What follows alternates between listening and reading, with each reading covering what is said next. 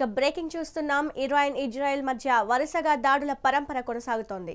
Iran Israel పై క్షిపణి దాడులు చేస్తోంది. నిన్న ఇజ్రాయెల్లోని పెద్ద ఆసుపత్రి ధ్వంసమైంది.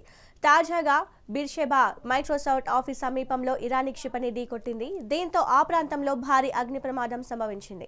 ఇక తాజాగా చేసిన దాడులతో ఇరు దేశాల మధ్య పరిస్థితులు మరింత ఉధృతంగా మారాయి. దీంతో చాలా మంది ప్రజలు సురక్షిత ప్రాంతాలకు వెళ్లిపోతున్నారు. ఇజ్రాయెల్లోని 2 నగరాల ప్రజలు ఖాళీ చేసి వెళ్లిపోతున్నారు. ఇక ఇరాన్ సుప్రీం లీడర్ ఖమేనీని బేషరతుగా లొంగిపోవాలని ట్రంప్ కోరారు. ఇక అమెరికా యుద్ధంలోకి దిగేందుకు రంగం సిద్ధం చేసుకుంటున్న తరుణంలో రష్యా హెచ్చరించింది. దాడులకు దిగొద్దని కోరింది. దీంతో 2 వారాల పాటు ట్రంప్ నిర్ణయాన్ని వాయిదా వేశారు. కాగా ఇక ఇరాన్ అణు కేంద్రాల లక్ష్యంగా ఇజ్రాయెల్ దాడులు చేస్తోంది. దీంతో మరింత ఉద్రిక్తతలు పెరుగుతున్నాయి.